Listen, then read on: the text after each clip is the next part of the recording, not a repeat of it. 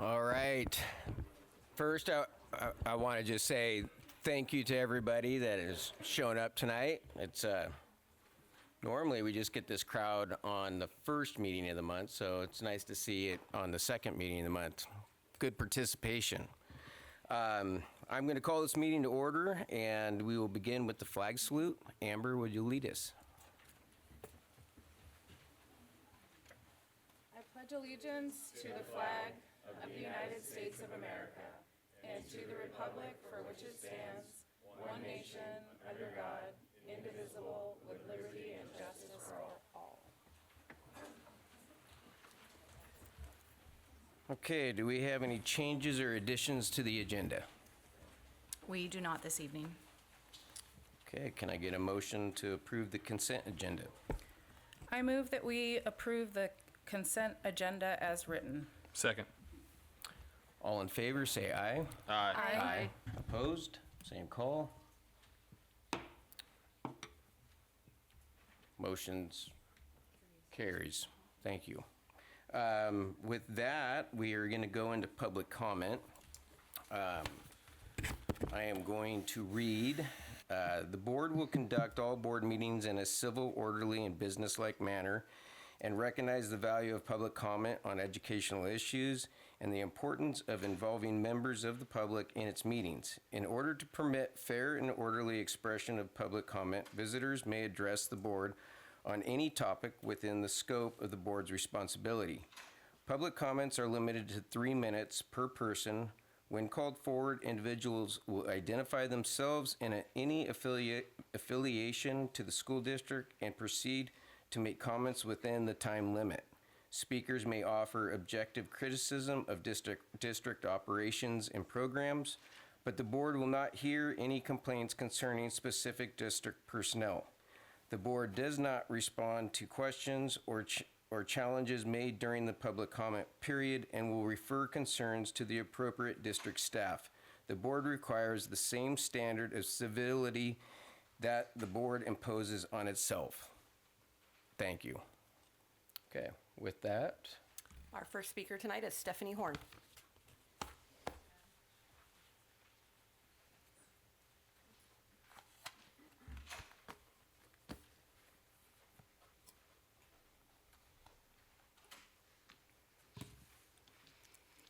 Hello, my name is Stephanie Horn. I teach math and CTE at Ridgefield High School. I am speaking on behalf of many of the RHS staff, several of whom are present in this room right now and will read our prepared remarks. The work of developing a strategic plan for the district has been both important and collaborative.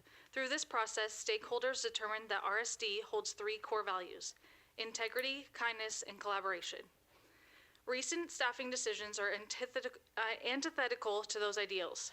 These changes have resulted in a destruction of the tenuous trust that was being rebuilt and will continue to cause harm to our community, staff, and most importantly, our students. First, these changes have not been executed with integrity. During the strategic planning process, our staff stated that the #1 root cause of struggle in Ridgefield is a lack of trust and transparency. Decision makers should understand that prior to this school year, trust between staff and administrators was critically lacking. While there has been considerable progress in this regard, recent decisions destroyed that momentum. Vague rationale given for recent decisions discredits the needs of the staff and does not contribute to a culture of trust. It harms the integrity of our district to damage what has been built after years of dysfunction. Second, these changes are not kind. Our staff has emphatically communicated the difficulties we have faced under prior administrators. Recent decisions show either an unawareness of or indifference to our needs and well-being as a staff. When staff needs go ignored, students will feel the effects. The staff at Ridgefield High School needs consistency in their administrative team, one that balances strengths and works cohesively to best support students and teachers alike. Prioritizing anything other than that is unkind. Third, these decisions have not been made in the spirit of collaboration. We are told we are part of a professional learning community. Where is the community in denying staff their autonomy? In silencing the voices of stakeholders, in indifference to the people who have devoted their careers to the success of students. Our staff were not included in discussions of how these changes would impact our teaching. When we have spoken up about this, we have been turned away and told to keep your focus on instruction. This contradicts entirely the notion of a professional learning community. In Dr. Rodriguez's words, leadership matters, and the right combination of administrators at a site can be magical for student and staff success. This is what we have at RHS now. We implore you to ask questions about how these decisions have been made in the name of integrity, kindness, and collaboration, and to consider reversing decisions that have already been made. Thank you for your time.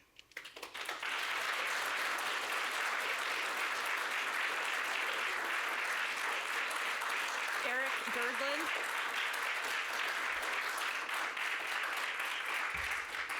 Eric Girdland.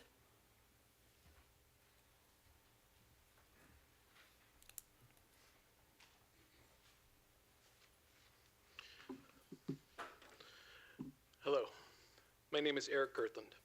I teach math at Ridgefield High School. I wanted to give a personal statement in regards to the recent staffing decision.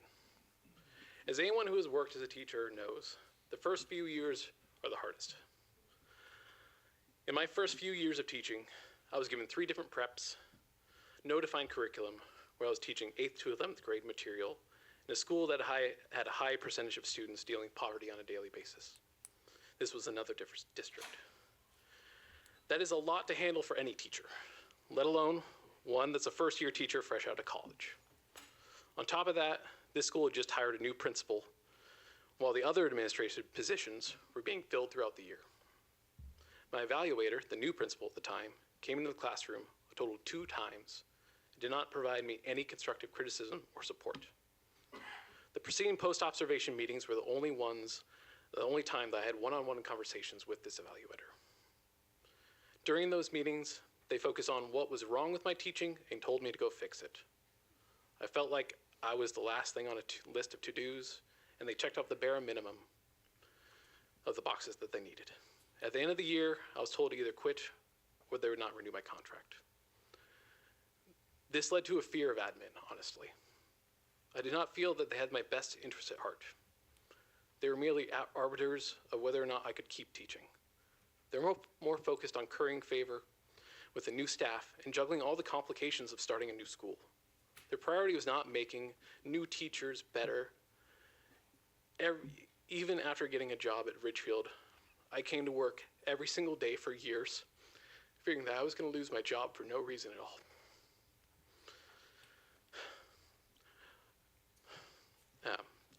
Those are my experiences and are a factor in the formation of my generalized anxiety disorder, which I have since grappled with in counseling. I did not know what evaluation process looked like until I met Lindsay McQuiston. She actually took the time to get to know me, to not only find my weaknesses, but help me understand my strengths so I could overcome them. Her goal was never to be a judge, but someone that held me to higher standards and helped me achieve them.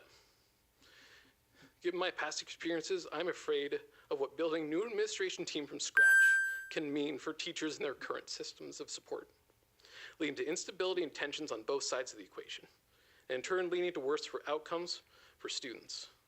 Please reconsider keeping Ms. McQuiston at the high school.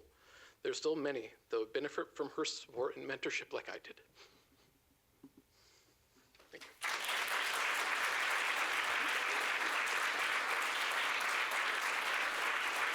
Allison Ames.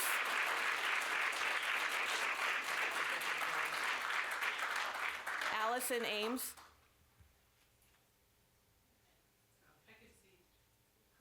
Oh, okay. Tyler Murlock.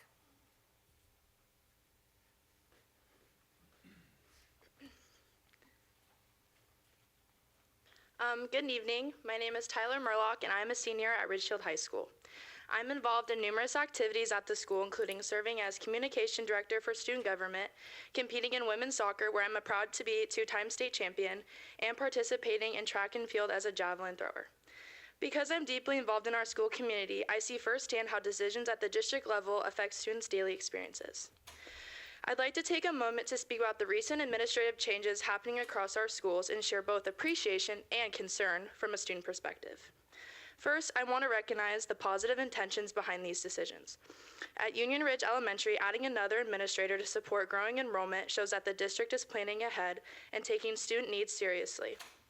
Bringing in someone with experience in early learning and restorative practices is clearly meant to strengthen support systems for younger students and families, and that's something worth acknowledging.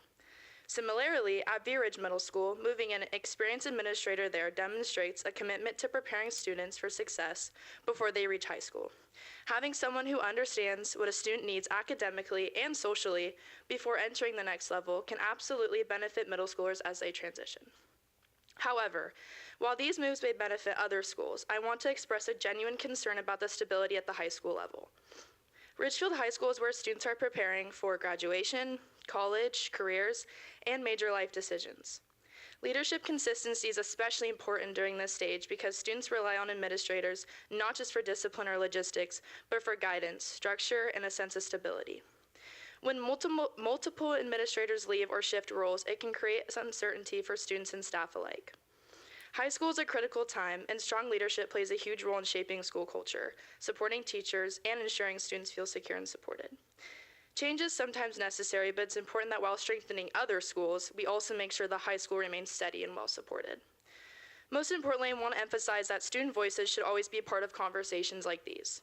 We are the ones directly experiencing the effects of these decisions every single day, and our perspectives provide insight that can't be seen from reports or data alone. Students are the heart of this district, and making space to hear us isn't just valuable, it's essential. My intention in saying this is not to criticize decisions, but to highlight the student perspective. We notice these transitions, we feel their impact, and we care deeply about the environment where we spend most of our day learning and growing.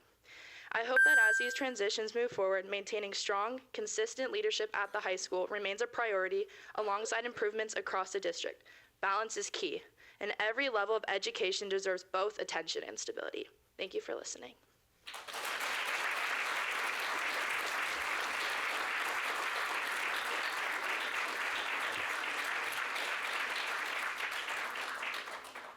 Nikki Hagan.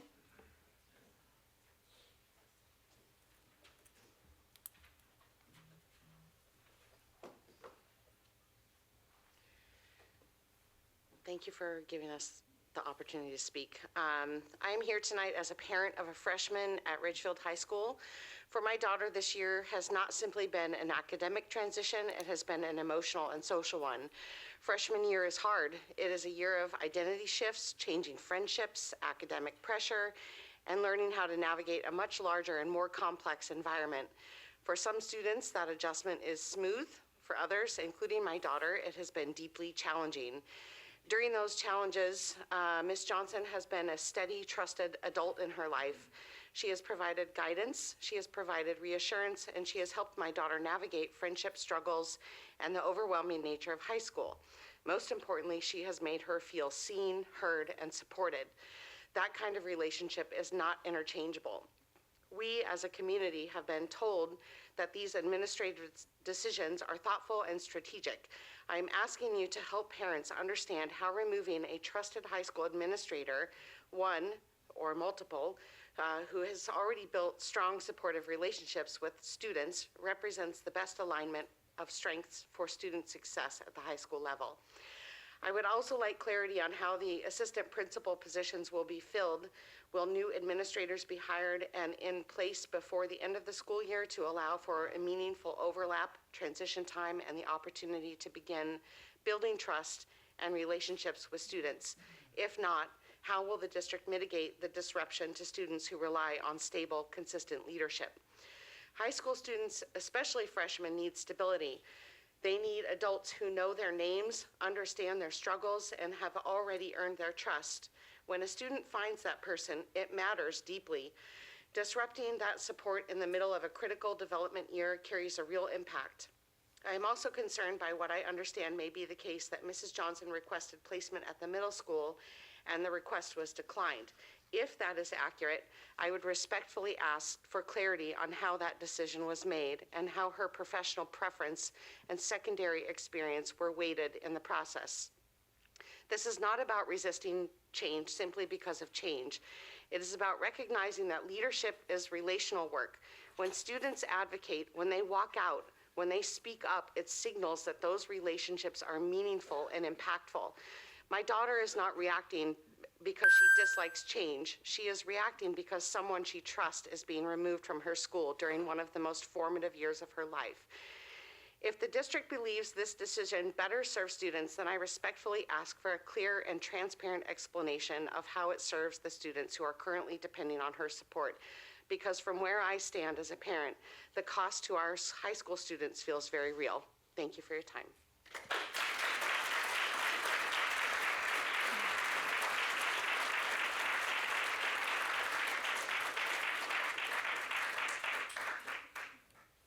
Sarah Dreger. Sorry, I probably said that wrong.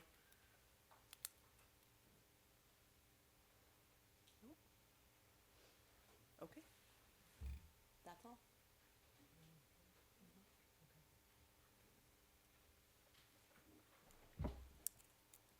Okay. That will be the end of public comment.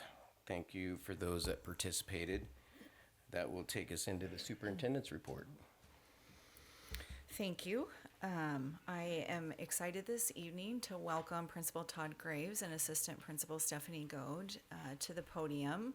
We have the third in our series of school presentations for this year, and they are here to share what has been going on at Sunset Ridge Intermediate this year.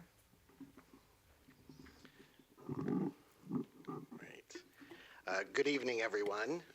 Superintendent Dr. Rodriguez, Board President Jones, Vice President Baker, and members of the board. I'm super excited to share with you the journey of Sunset Ridge Intermediate. Not gonna lie, there's a couple drops of sadness as we're reporting on our final chapter, but in the end, we have an absolute amazing school thanks to all of your support, and so we'll jump right into it.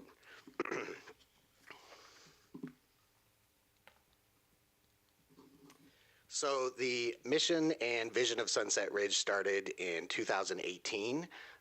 This is something that I believe, we never finally got to finalize or finish this, but I believe that we have reached our vision, right? And through that mission of continuously inspiring growth, fostering creativity, allowing students to become confident and compassionate learners, that is really what Sunset Ridge stands for, and we strive for that every day.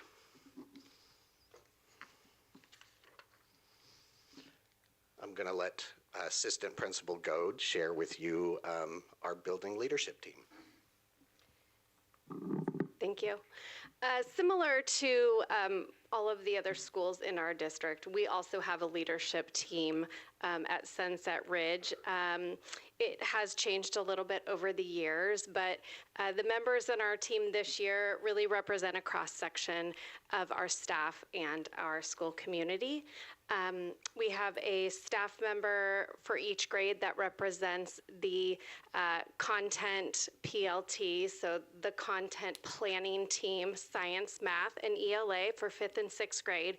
We also have representatives that work with students in our subgroup populations. So we have a special education teacher who is right here, Mr. T, thanks for being here.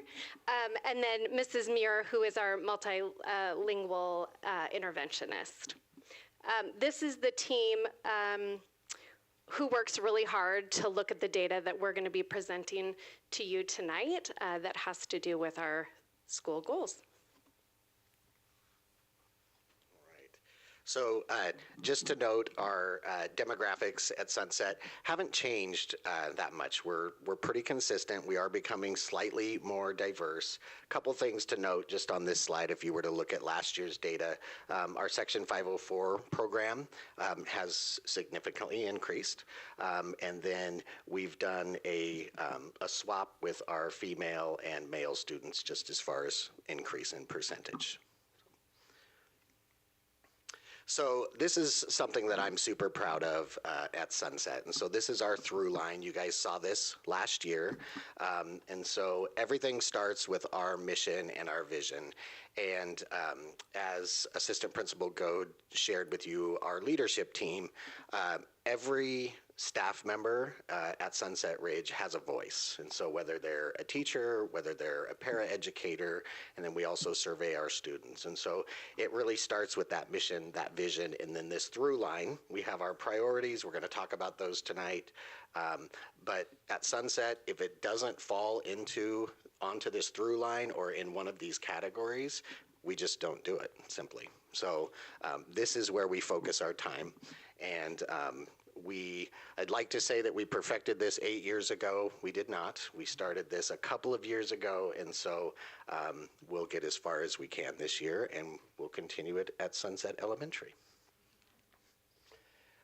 So looking at our data, right, and this is the part where I always like to be real for a moment, right? So I'm going to share with you some highlights. I see our math proficiency rates. You're going to see an increase from 5th to 6th grade every year. Amazing. That's great. I love that. We are growing at Sunset Ridge. I mean, we're still at 57.4%, right, for 6th grade last year, so there's a lot of work to do. That work will be handed over to View Ridge. They're getting an absolutely amazing 6th grade team, and then all of the elementaries with the 5th grade team that are coming to them. Again, just an absolutely stellar group of teachers, and so I'm super excited to see what we can build in the future. But for Sunset, if you look at this data, we're consistently making growth. Science last year, not so much, and so not have leadership team talked about that, different tests, lots of different things, implemented OpenSci, so, but this is our current state data. All right, so most importantly at Sunset are our PLT teams, right? Our teacher teams. And so as Stephanie described earlier, our teachers are involved in decision-making at every step. So what we first did, we took a whole bunch of teachers to the August in-service, the PLC Institute in Seattle. Those teachers came back and they delivered just an outstanding professional development in August to kick us off. And our very own Mr. T was part of that. And so many times this year, I've had teachers say, wow, Doug just really, really nailed that. And so it was great to see. From there, we focused on common formative assessments. And so this year at Sunset Ridge, our common formative assessments are more dialed in than they've ever been. When you have teams of, for example, my 5th grade team of 12 teachers, it's really difficult to get 12 adults to agree and do everything in the same way, in the same fashion. And so we've really seen a lot of growth. And so I'm super proud of that team. And of course, when we're going through creating common formative assessments, right, looking at our standards, we're creating or pulling out those large, bolder standards, making sure that they have real world application, making sure it's something that's assessed on our Smarter Balance assessment, making sure it's something kids need to know so that when we move forward, they can be successful. So we've spent a lot of time really diving into all of the standards and things that we are assessing. And that again ties into that through line, right? Measuring our subgroup populations, looking at data, focusing on math. So with that, I'm gonna let Assistant Principal Goad jump into our first of 3 goals that we're gonna share with you guys tonight. Thanks. As Principal Graves shared, our first goal is math, and I think this year we've been able to narrow our goal probably to the smallest grain size as we can when we're looking at an entire school. So our focus this year was solving operations with fractions. So that's addition, subtraction, multiplication, division, and we're talking mixed numbers, we're talking improper fractions. It covers a lot. As Principal Graves shared, you know, this is a priority standard. This is something that students are assessed on. It's something they're going to continue to be able to have to show mastery of through their education career. The kind of caveat here when we're looking at data for this goal, which was to have students improve by 20% from the beginning to the end of the year on this standard, the standards for 5th and 6th grade are not exactly the same. And the scope and sequence of 5th grade math and 6th grade math are not exactly the same. So I'm going to share kind of where we are right now with fractions and the data that we do have and the growth that we've already seen. Some of the resources that we've been using, obviously, are curricular resources, and our teachers have been working really hard to create those common formative assessments.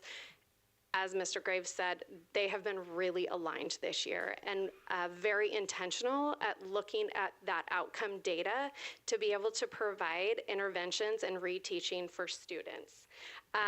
One of the key things that our teachers were going to do this year was really focus on the small group instruction. So whether that's in the classroom reteaching or pulling students based on a specific skill during intervention time, and utilizing some of those visuals and hands-on to make that conceptual understanding of fractions just that much greater. As far as 5th grade, they actually did not get to fractions on their scope and sequence. It did not come up until after the winter iReady. However, even though they were not formally taught on fractions, we have already seen some growth in this standard. If we dig into our iReady data, we saw growth there was an increase in students meeting the fractions standard from the fall to the winter. There was also growth in students' ability to solve word problems with fractions. So again, this was even before formalized teaching. Now, granted, we can give credit to 3rd and 4th grade teachers and even, lower elementary, but it's the way our teachers are able to embed it within their other instructions. So we've already seen progress there. Post-fraction teaching of addition and subtraction with 5th grade, our teachers gave a fractions Smarter Balance interim. So it's set up exactly like the Smarter Balance. These are very rigorous interim assessments. They're not as long as the Smarter Balance, and we can narrow it down to a specific standard. The results of that was actually significantly higher than I think maybe even some of our teachers were thinking. We had 27% of our students at or near that standard, and granted, we're mid-year, right? We still have many months to go to reach that end of year standard, and 50% of our students were above standard. So they've already made so much growth just on the adding and subtracting of fractions. 6th grade, a little data. I'm going to just pull some pre and post data from dividing fractions. We had students at a level 1. We're talking levels 1 through 4. Level 1 is really minimal or no understanding. We had 53% on our pre-assessment for 5th grade students. On the post-assessment, after our dividing fractions instruction, only 2%. We're at that level 1. Similarly, level 2, right? So there's some understanding, have not quite met standard. We had 41% on the pre and 3% on the post. That leaves 95% of our 6th grade students at the post-assessment after instruction on dividing fractions at or above grade level with that standard. So, yeah.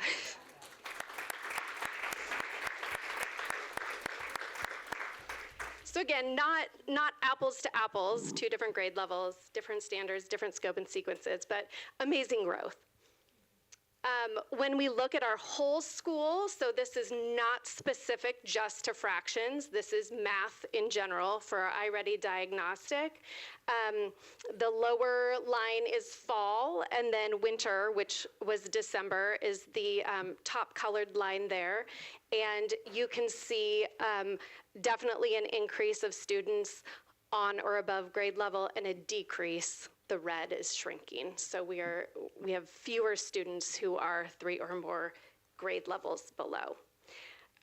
So really just utilizing that common formative assessment data, utilizing our iReady data, utilizing classroom observations. Where we're at now with this goal, We have quite a few math intervention groups during our school-wide intervention time. Actually, almost all of our 5th grade classroom teachers are teaching math right now this round, so we're able to really target any holes and support any of that additional learning. We have 6th grade math offerings, and we also have some math interventions that are being served by paraprofessionals. All right. Mr. Graves is going to talk about our ELA goal. All right, so math was our focus. Excellent job on gathering all of that, Assistant Principal Goad. I appreciate that. We also have a goal for ELA, and our ELA goal this year focuses on claim, evidence, and reasoning. And so one of the things that our 6th grade team started to do last year was they this is part of our ongoing curriculum, right? So it's embedded in EL education, into lit, and they collaborated with our 6th grade science team, and who are using OpenSci and started to really focus on this CER, as we call it. So this year, 5th grade also, who started it last year, we decided to make a goal around this. This one's a little bit more difficult for us to collect evidence on and data, but we do have common formative assessments. And again, as Assistant Principal Goad noted, you'd think that we would have learned last year, right, from creating goals that are more challenging to collect the data. But 5th and 6th grade, they have different standards, right? They have different curriculums that they're using. But if any of you were interested in coming and sitting down with me, I could show you exactly where each student is currently in regards to this specific goal. Tonight, instead, we had said that at the mid-year point, we wanted to see 10% of growth in ELA. Again, our data is from December, but this is an overall placement of our students. And so you're seeing that same trend that you saw in math. Students at Sunset are making growth, right? I said that before, I'll say that again. We are making growth. When you look at those kids that are in that 3 or more or 2 grade level below, that red area, those kids are moving up into our 1 grade level below, moving up into the early grade level or the mid and above. And so we are seeing that movement, tracking with iReady, seeing it even more closely when we look at our CER data. So I want to take a moment to just briefly discuss our subgroup populations, because this has been a focus at Sunset for the last couple of years, and that grew out of looking at the data and realizing that our ML students and our special ed students have really flatlined in their growth. And so doubling down our efforts, we've had Mrs. Muir teaching our staff at a lot of staff meetings, different strategies around sheltered instruction and how to support our ML students, and honestly just good instruction for all students, putting scaffolds in place, using word walls and focusing on vocabulary, pre-teaching before lessons. So that's some of the strategies that we're using. And I'm just pointing, using this graph here to show you guys in iReady, one of the data points available to us is we have this typical growth versus this stretch growth. This is math data, and sorry you can't see it at the bottom, but it says typical growth and stretch growth underneath the special ed data there as well. So typical growth is what we want kids to complete in a year, right? We think of like that's your normal growth, and you can see in December, when we took this, we had 22 of our special ed students and 6 of our ML students had already met a year's growth, their typical growth. And then the stretch growth is what we really push for, right? That's when we're closing the gap. And so Stephanie and I have this document. She calls it Mind the Gap, which I love, quite humorous. So we look at it frequently, but that's really what we're focused on, is closing that gap, more than 1 year's worth of growth. So we're taking the iReady assessment in 2 weeks, and so my hope is that we're going to see a lot more student progress in the stretch growth area. But I share this just because it's not amazing data. This is something we are consistently looking at and focused on at Sunset Ridge. Okay. All right. Another key initiative at Sunset is our Character Strong pilots, or social emotional learning curriculum pilot that we're doing this year. And you can see we have a lot going on in Tier 1, but we also have quite a few things that we're doing in Tier 2, many of which we've been doing over the years, but it's still a huge priority for us. So our teachers have time built into their schedule every week. Many it's multiple times a week, depending on how we've broken that down, for some social emotional learning, for some I don't want to say circle time for 5th and 6th grade, but it is for that socialization and focus on a social skill or a problem that students are even bringing up themselves, and then utilizing the lessons within Character Strong on other days. We also have a Character Strong leadership class. Carrie Upton, we're super happy to have her. She's taken that on. And our 6th graders, many of them are attending Character Strong as a elective class. So these are our students who are leading our assemblies, who are scheduling our spirit days, who most recently were focusing on National No One Eats Alone Day, and so they were making table tents in the cafeteria. But they're also learning how to be good stewards and have good character and speak up. And so all of those really great skills. So that's been an awesome elective class for those students. Our PBIS system continues, so similar to the elementary schools that have tokens, we have Ridge tickets, so we are incentivizing students for their positive behavior.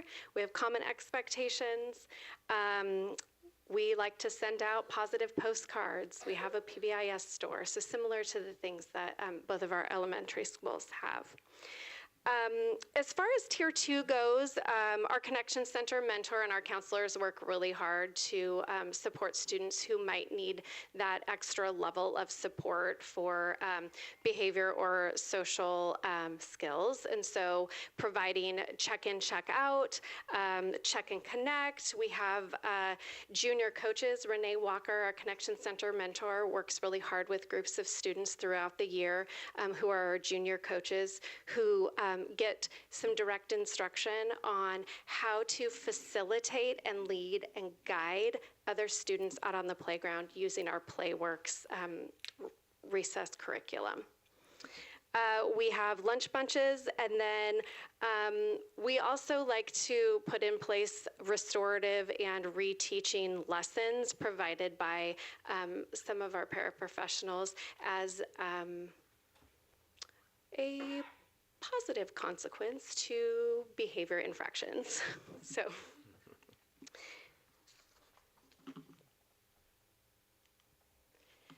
Okay, this specific SEL goal was related to students feeling a sense of belonging. Every year since Sunset started, we have had student surveys where we are able to collect their feelings and their voice and then utilize that data to be able to make some decisions on how we can best serve our students. This year, actually the last 2 years, we've sort of switched our focus to specifically how students feel that they belong within our school. And this year, you can see our results. Our goal was that we would see a 20% increase in students feeling a belonging in school. On the left-hand side is fall. And as you can see, we already had about 80% of students in the fall who felt that they strongly belonged or that they belonged. And there was even an increase to winter. This is just one little piece of that survey. We pulled the data from recess, typically where we would find some of the most struggles and maybe behavioral referrals.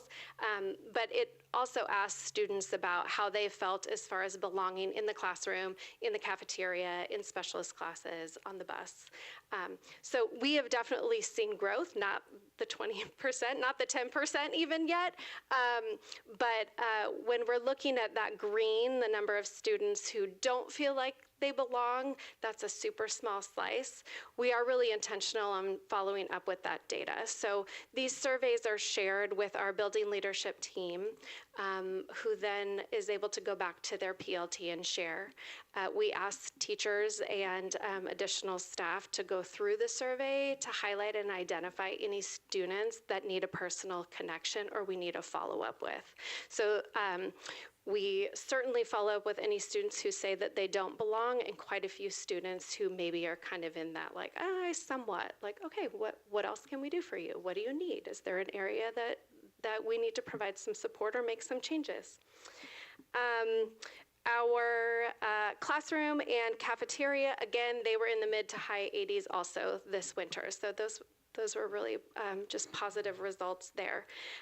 After kind of looking at this data, you can see down at the bottom it says that there's weekly Tier 2 small groups. Our counselors utilize this data as well as some character strong teacher data that we've gathered through a survey to identify students who might need a Tier 2 intervention. That could, for example, be maybe having to do with relationships or anxiety, struggling with just some social skills. So really pulling groups based on one particular area of need, and then our teachers are utilizing that character strong Tier 2 curriculum to support that through weekly interventions as well. And then we have an additional character strong survey separate from the student belonging that is actually going out to all students next week. So we'll be kind of doing that same process with that data.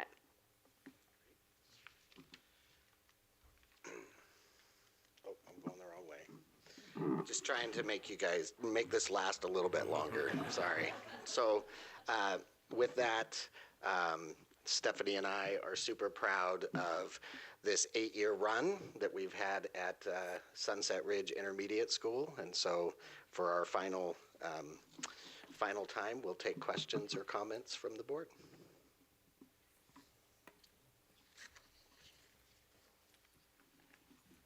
I don't have a question. I just want to say, wow.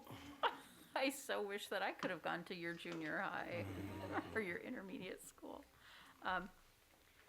Yeah, I think just those improvements speak to the administration, and so much of it goes to the teachers, who then it just transfers down to the kids. Thank you so much. I can't wait to see what you guys do at the elementary. Thank you. Yeah, I'll just add on to that. I would just say a thank you to the both of you for your professionalism during this transition. I know it's tough, the idea of moving the makeup of the school you lead to a completely new building, but deep down I know there's probably a lot of excitement around it, and we're thrilled to have you two as those leaders to take the growth from ELA and from math and apply it at the elementary level is something we have the full confidence in the two of you to continue doing. So just a sincere appreciation for everything you two have done, for the updates and anticipation of what you two will do at our brand new building this fall. So thank you. Thank you.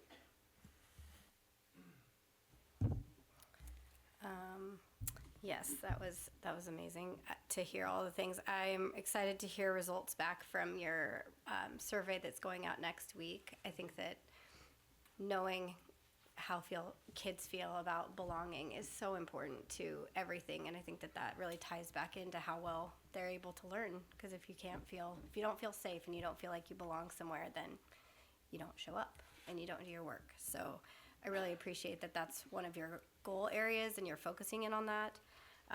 And also I really appreciated that you broke out the groups with the multilingual group and the special ed group, so we can really target those and focus in on how we can do better to serve those students. So I appreciate that. Thank you so much. Thank you. I have a couple questions also, Yeah, if that's okay. absolutely. One curiosity I have on your math goals. You described a goal that was like very specific, small grain, like focus area. And I don't remember exactly what the goal format was last year, but I think this is more like specific, right? Yeah. And there's some great things to be able to see progress on. I'm curious if you see, with such a targeted focus, if that impacts the overall. And I saw that you showed growth, and I was curious if that kind of growth from start to mid-year looked similar to before, or if there was, I sometimes ask, is it positive, negative, or neutral to target a goal so specifically versus a broader goal? Does that question make sense? Yeah. Yeah, are you, just clarifying, are you asking, like, if we looked at our data from fall to winter last year, is that what you're asking? I'm curious, my curiosity is having such a targeted goal when you're looking at overall development around all the math skills, do you see a positive, negative, or neutral impact on the overall with a goal that's so targeted versus a broader goal where you're just trying to like raise the whole thing? I think that's a super fair question. I do think even though fractions and operations of fractions was our goal, it didn't necessarily change our scope and sequence. And so our scope and sequence is the same as last year. For the most part, our teachers did, a little reshuffling as they usually do, but all of the same skills are being taught, but I do think that there was a little more intentionality in maybe the interventions or reteaching being done on the specific fractions. Yeah. I will just add that I think we're definitely seeing growth, but I don't know that we could target that to this specific goal, the efforts that we put into this specific goal. Thank you. And I had one other question. One question you answered, which was, are you looking at disaggregated data? Because I remember that is something that you've been doing. Yeah. And so you answered that for the math and ELA. Thank you for that. Are you also looking at disaggregated data for the sense of belonging in your school? Yes, so we have that, yeah, absolutely. We have a whole spreadsheet and we can break those down by our subgroup populations. Yep. Great, thank you. Thank you. Good presentation. I want to say I appreciate the lofty 20% goals, because we have to shoot high, and knowing that we might not hit the 20%, but as leadership saying that this is the mark that we need to get to, I appreciate lofty goals and working hard to get to those. Second, I want to say thank you, because 8 years ago, we didn't have an intermediate school. You guys did something that Ridgefield's never seen before, and you've done it well. So it's been a fun experience watching you develop that. That was so foreign. A lot of people have said it's not going to work, especially sharing the building right next to the middle school. I mean, there was a lot of pushback on that, and you guys managed that very well. So your leadership is strong, and we believe in you, and you guys are going to do great at the elementary school. Appreciate it. Appreciate it. I know you want to sneak away, but Yeah. as we did when we had the 5th grade conversation in the meeting, and you had staff there, and you have some staff here tonight, and I imagine other staff that are maybe tuning in, and so we just want to say thank you. I know this is a bittersweet transition for many folks. I do think, things, people now that they know where they're going are getting excited about what's next. But I really just want to reiterate what you said, Principal Graves, around we accomplished our mission. And so we want to celebrate that and really thank your staff and celebrate with them for all of the great work that they have done as well. So thank you, as always, and great work. Thank you. Appreciate it.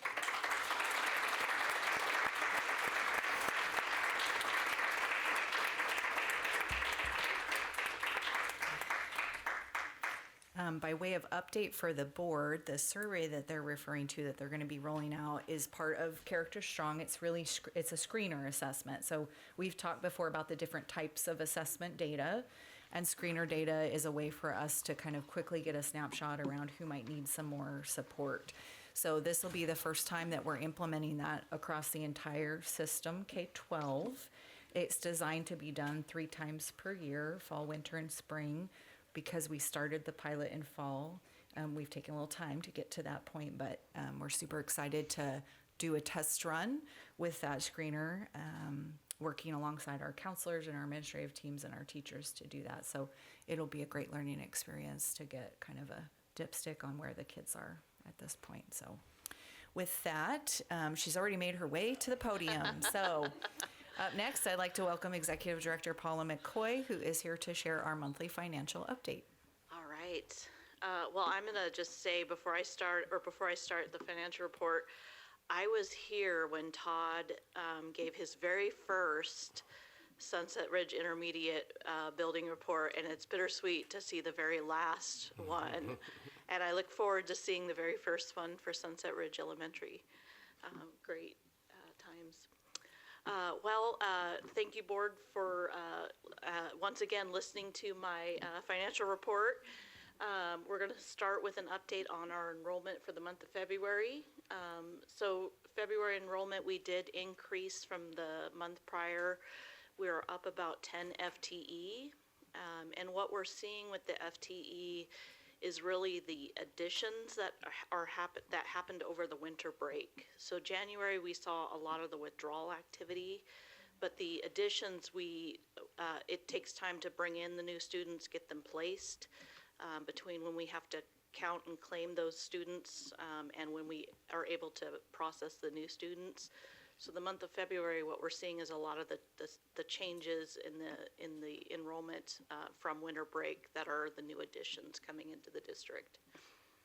And that did change the average FTE that we're funded on for the year. I think last month we were down from budget about 93. That bumped up our average a little bit, so now we're just down about 87 from where we budgeted at the beginning of the year. From last month's presentation, our revenues and our expenditure forecast didn't really change. We're still holding steady to where we were the previous month. The difference in revenue from budget is really just tied to that enrollment change. And expenditures, we are trending down. And again, that's also due to the district just implementing measures to be fiscally conservative. And we have had some unfilled positions that are helping us to control the budget just naturally with savings and payroll. And we have had a lot of leave utilization, which some of that is unfunded leave, which is naturally causing those staffing costs to go down. Looking at the trend for the month of February, so this is February for the last 5 years. You can kind of see the historical, what's happening from month to month. So we're up about 80 FTE from the prior year, which is on target with where we've been pretty consistently throughout the year, up about 80 from the year prior. Oh gosh, I can't see this. This is, the top of the slide is blocking. This is our general fund revenue budget. Looking at the revenues for the trend in the last month. January, our revenues are on trend with where we budgeted, and it's been pretty consistent month after month, with the exception of obviously the enrollment. We are down a little bit due to the enrollment, but otherwise our revenues in other categories are holding true to budget.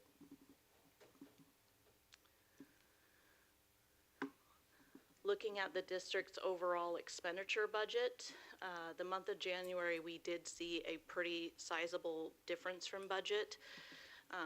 Our expenses are down. That is mostly attributed to the timing of a large invoice that naturally comes in the month of January. We pay our alternative learning platform costs, which is almost $300,000. The timing of that will not reflect until the month of March. So you're seeing a large dip, which is that placeholder for that invoice. Otherwise, our expenses are on target with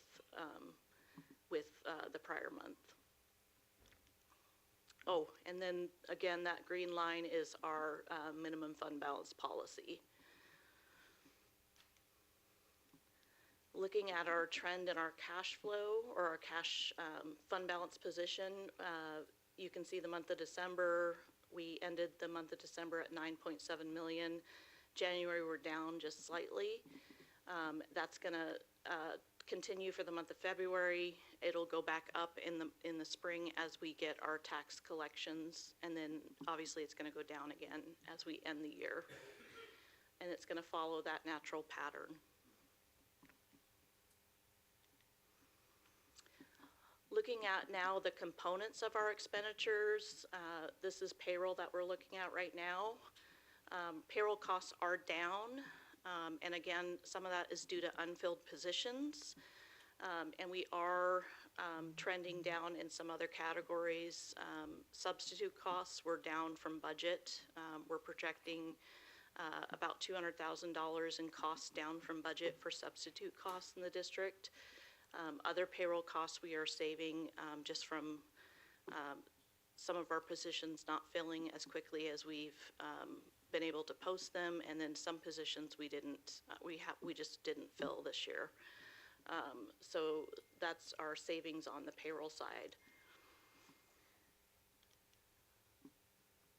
Now looking at the non-salary costs, the month of January, what you're seeing right there is that large, mostly that difference there is attributed to that sizable invoice for the curriculum that we pay for our online learning platform. And again, that's about $300,000. Otherwise, the other costs that we typically pay on a month-to-month basis are pretty consistent. Paula, so you said in March we would see that as a bump above? You're going to see that in the month of March. Thanks. Yep.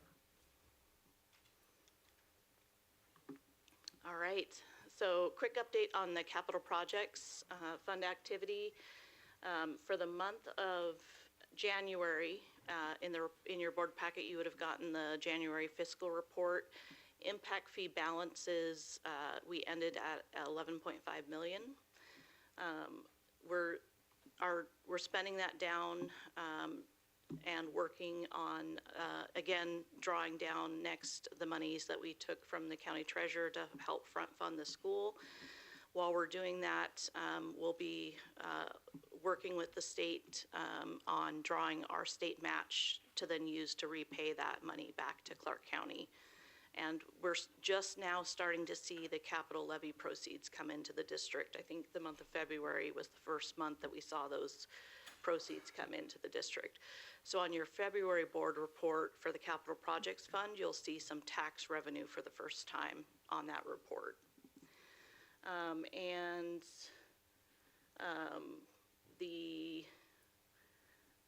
Was there anything else I was going to tell you? We anticipate needing to do a second draw in the month of May on that, just to meet our cash flow initially for the school. And then again, those monies we will be repaying to the county within 12 months of when we do those draws. State audit, that has started. So you'll, if you haven't gotten a friendly gram from the auditors asking for an interview, that'll come shortly, but they are going to be on site for the next 6 weeks, camping out in our Pioneer conference room. So if you see them, don't be scared, just say hi to them. But they'll be hanging out with us here. And finally, I wanted to share an update with the board on a department that doesn't get enough love for the district, and also highlight an individual who's sitting in the audience, Joel Santana, who is our food service director. Yes. So our food service team works tirelessly and very long hours and gets up at the crack of dawn every morning to serve breakfast at all of our campuses, 57,000 breakfasts to be exact for the last year. They operate 5 kitchens across the district. In fact, one site actually has 2 kitchens that we operate, that's Union Ridge. And last year they served almost a 250,000 lunches, which is amazing for a district our size. That is, and Joel does it. How many staff do you have, do you think, Joel? 26 staff. So 26 staff did all of that last year, and they're still smiling. Every day you see them, they're smiling. And I don't know if any of you have had a chance to watch a lunch service at especially in elementary school, but they got that down like a well-oiled machine. It's amazing what they do. And the month of May is actually School Lunch Hero. Is it May 1st? May 2nd? May 2nd is School Lunch Hero Day. So we'll be doing something to celebrate our school lunch heroes come May 2nd. So we wanted to just share an overview and a summary of what the work that's happened in our food service program for the board. And another fact for this last year, 22, just under 22.5% of our students in the district were met the criteria for free and reduced in the district, and that's our district average for last year.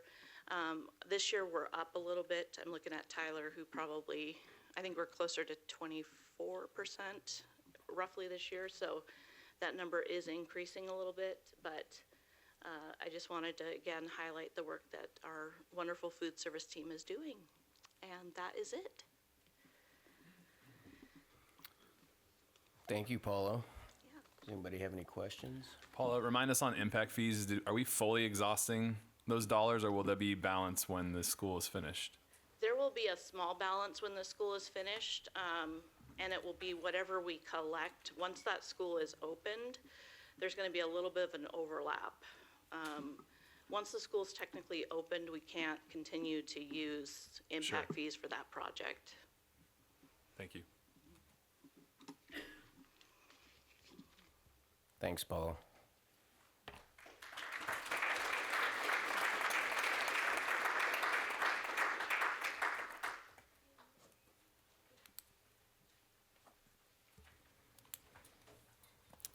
I did the math, so it's over 300,000 meals served last year in our little community here. So it's pretty amazing. So thank you for being here, Joel. Couple of other additional updates for you. As usual, just want to give you an update on the construction project at Sunset Ridge Elementary. So there's like actual walls. It's quite exciting.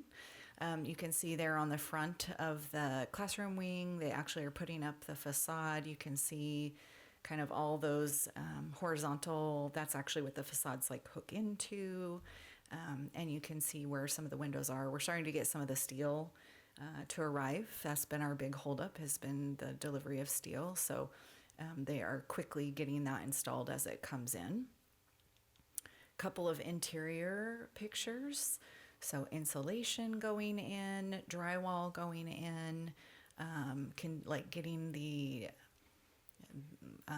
wall coverings on the inside starting to install. So pretty exciting. It's coming together. You can see the HVAC in this picture, the drop ceiling, where the ceiling tiles will go. So a lot is happening out there.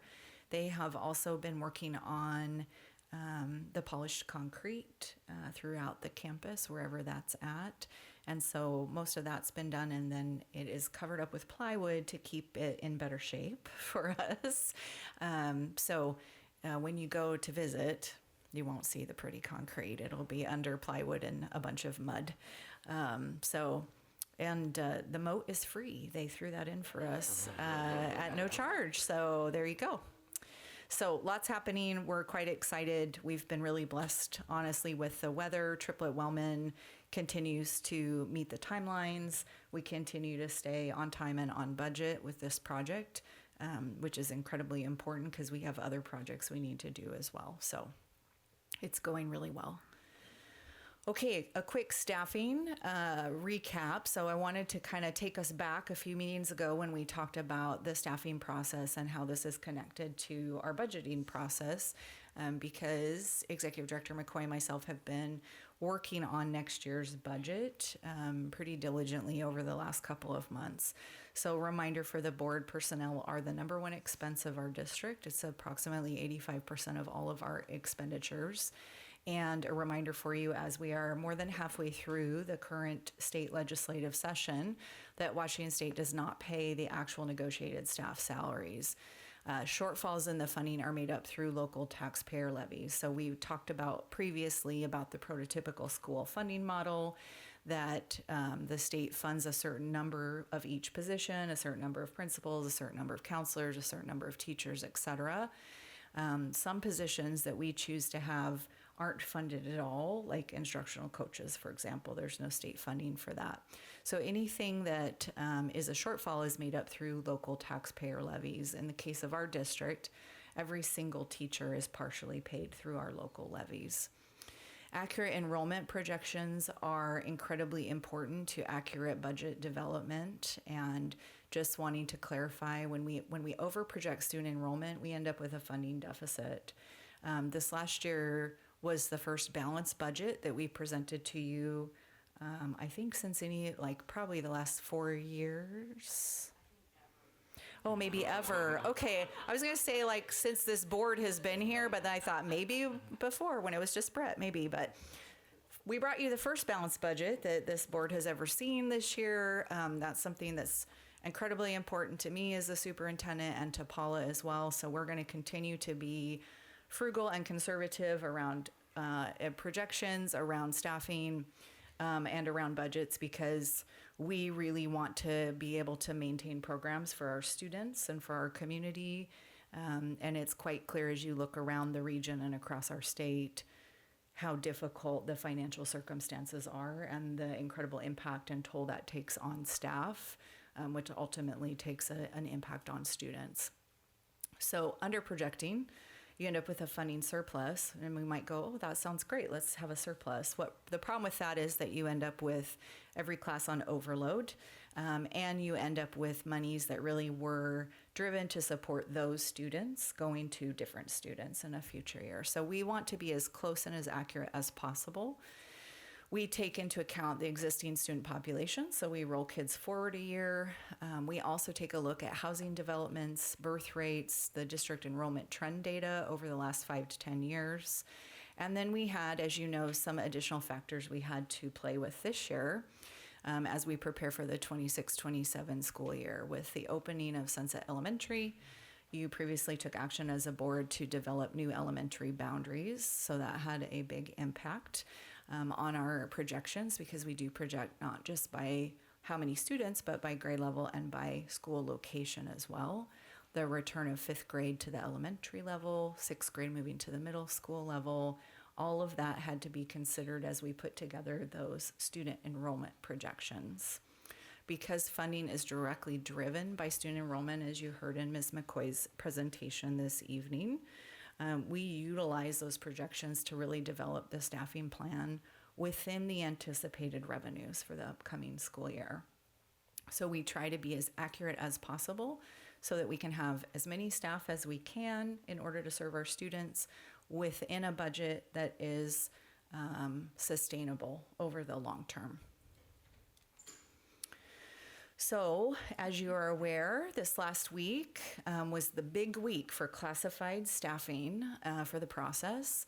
As we've previously discussed about other employee groups, RCA, our classified association, and the district negotiated an MOU to address the opening of Sunset Elementary. Staff at Sunset and Sunset View, because of the shared space, many of our staff there in the classified world work part of the day with Sunset and part of the day with View Ridge, so we have split positions. And those folks were given priority placement for Sunset Elementary and View Ridge Middle School for next year by category, by classification, and ultimately by district seniority. RCA and the district then collaborated around the positions, the hours, the schedules, to ensure that all classified employees retained a position, and any that were required to move. So for example, folks who were at Sunset or Sunset View, because those positions basically are being repurposed somewhere, that they would be able to retain their full hours and compensation, even if they ended up taking a job at a building that was fewer hours. They will continue to work those longer hours for as long as they're in that position. We worked on streamlining classified hours by position. Currently, for example, we have assistant secretaries who were working 6 hours, 6.5 hours, 6 3/4 hours, 7 hours, and 8 hours across the district. Makes it incredibly challenging. So in an effort to be more predictable and clear, have clarity and also equitable support across campuses, we work to really identify, as an assistant secretary, how many hours is that position? How much before the start of the school day do you come into work? How long after the end of the student school day do you go home? So we went through and did that really for each position. So the example on here is the lead secretary at every campus is an 8-hour position. They begin 1 hour before students arrive and they stay until 1 hour after. This also helps us really plan for having our office staff available, present for as long as kids are probably on campus in most cases. We planned, as we looked at all of the paraeducator positions, around before and after school supervision. Anyone who's tried to drive down here at 9 o'clock in the morning knows that it is a lot of traffic as people are bringing kids to school, driving them to school. We also looked at lunch and recess coverage, gave some thought to what is the number of adults needed for the number of students that will be on the playground at a time. Increased staff for academic intervention across the elementary system, so we've increased the number of those positions in total. And we verified the staffing in special education programs by individual student services and also by the programs that we're offering and where they'll be located next year.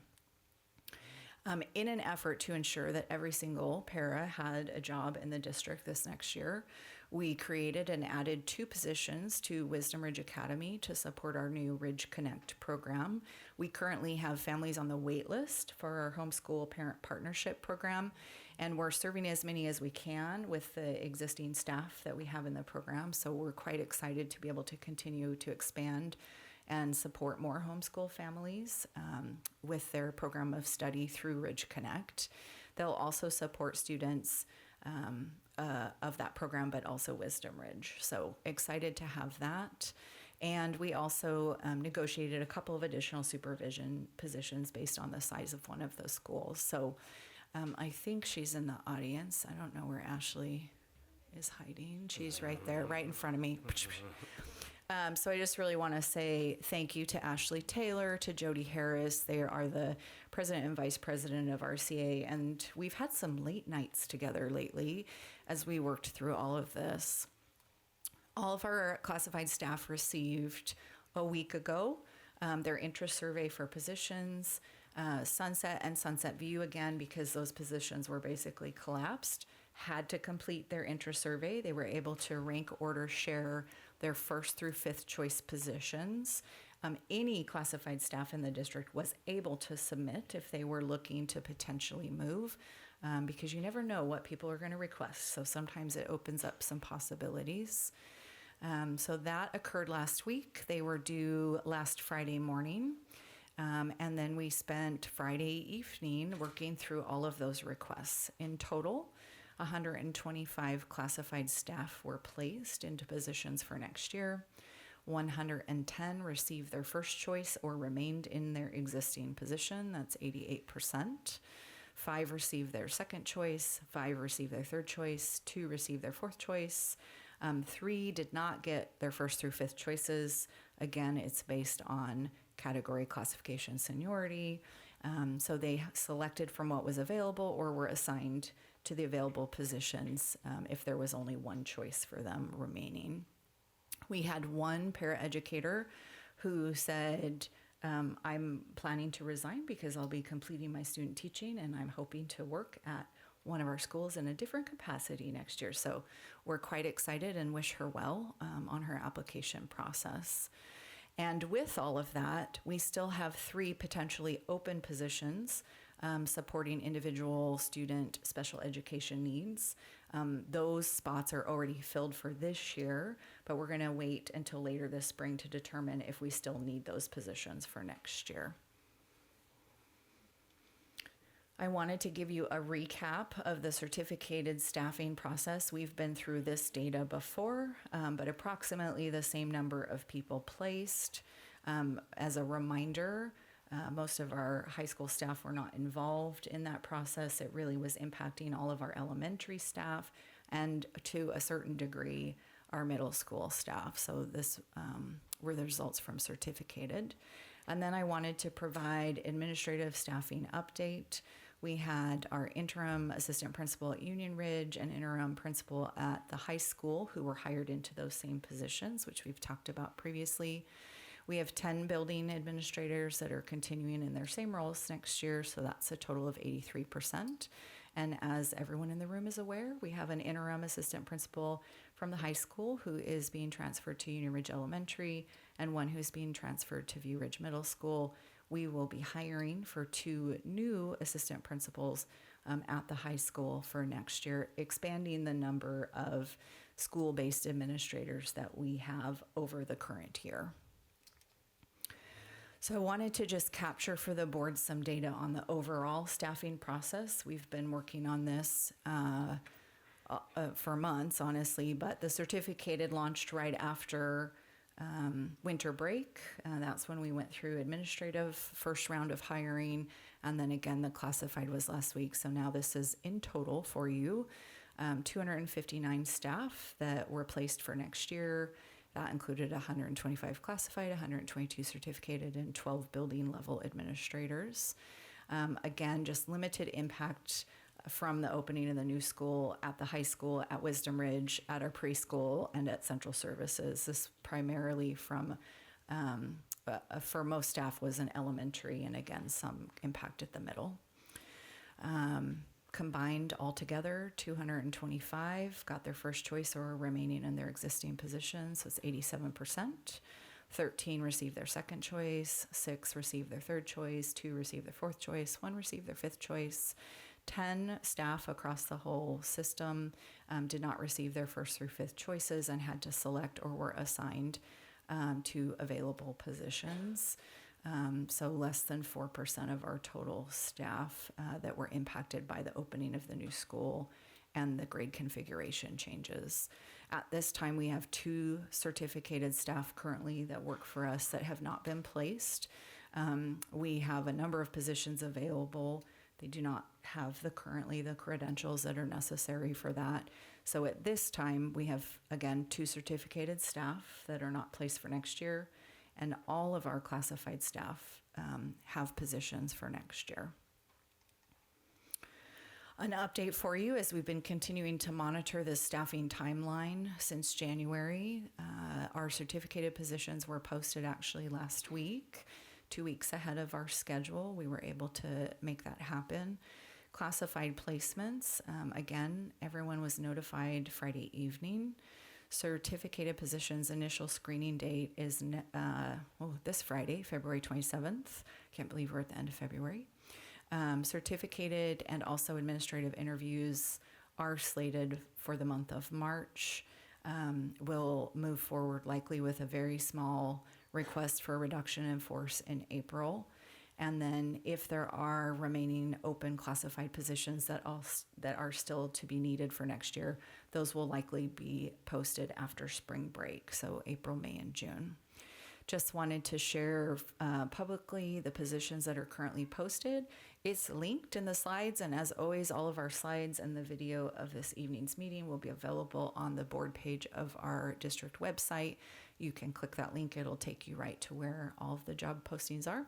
But you can see we have a number, half a dozen or so elementary teaching positions. We have a handful of middle school positions, a couple of library positions, a couple of unique ads for Wisdom Ridge as they just continue to grow under the leadership of Susan Smith. 1 opening for a school psychologist, and then the 2 assistant principal positions. Before I get into our celebrations for the evening, I wanted to pause if the board has any discussion or questions. Can I just clarify that the school year is going to end with the teachers in place and administration in place? Yeah, absolutely. So all of these changes are in preparation for next school year, and this is our typical kind of working calendar at Central Services. We start in earnest building the budget by the beginning of January every year. And I know that seems early, but there's a lot of things that have to occur and take place in preparation.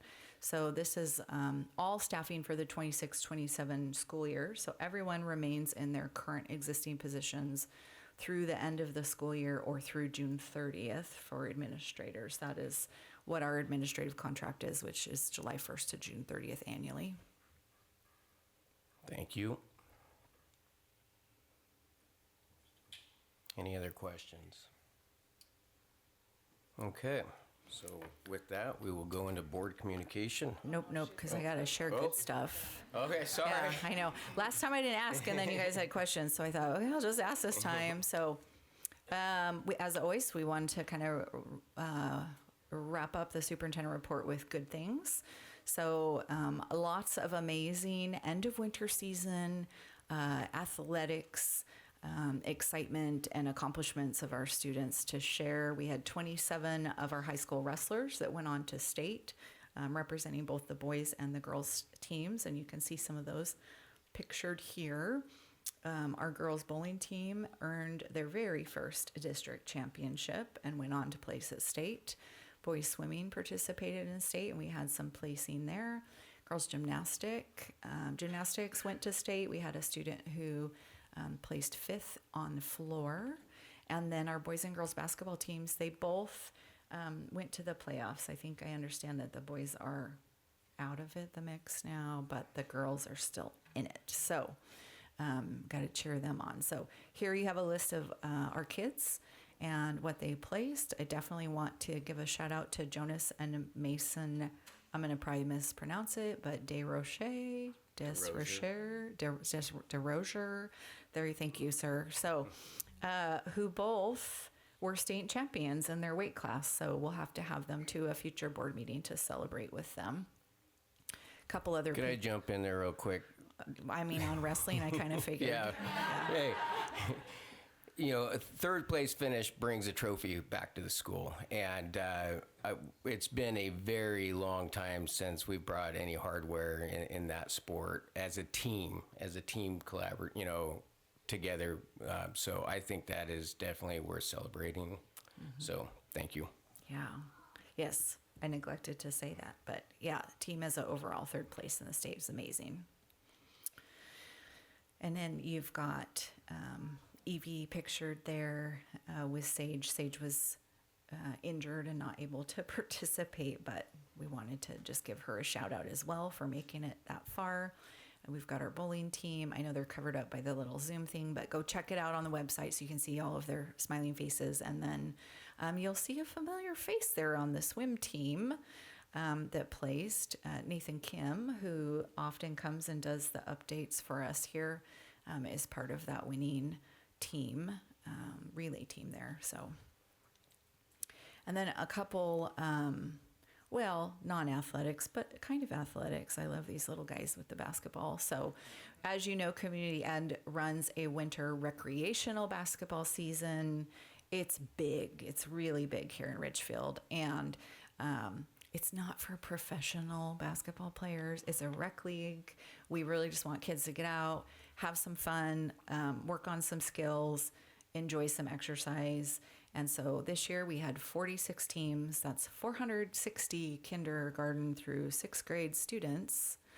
Like your whole school, Principal Graves and Stephanie Goad next year, like your whole school was in the basketball league. So big thank you to Director Mandy Evans and Cindy Groth for all their work on that. And they go straight from rec basketball into Ridgefield Youth Arts Month. So RYAM, as you'll hear it called here, starts next week. So the month of March, as you know, is a very special time here in Ridgefield with a lot of support from our community and the Ridgefield Arts Association to provide free classes, workshops in dance, music, theater, and all kinds of visual art. So they grow every year. This year we've added 10 additional new classes to all the offerings, including geometric painting, and we're quite excited about the Packing Peanut Creatures class that's being offered. And we also have back Missoula Children's Theater. This year they are presenting Cinderella. And it's quite a production, and really just want to encourage community to come out and support the kids. They work on this play for a week and then they perform. So the performance is before our next board meeting, so I want to be sure to get that information out. It will be on Saturday, March 7th, and they do 2 matinees, one at 1 o'clock, one at 3 o'clock, and it is at the Performing Arts Center, or the PAC, up at the high school. I also wanted to just give a shout out, and you can't totally see the picture, but we were able to get a virtual welder donated from Charter College to our View Ridge CTE program. They have the virtual reality glasses, they have actual practice equipment, all the different forms, and it provides automatic feedback. So the student can do different kinds of welds on different kinds of equipment, and then it says, you know, how well did you do with that? So pretty excited about that. So thank you to RCC2 Director Jill Nienhouse for working out that donation.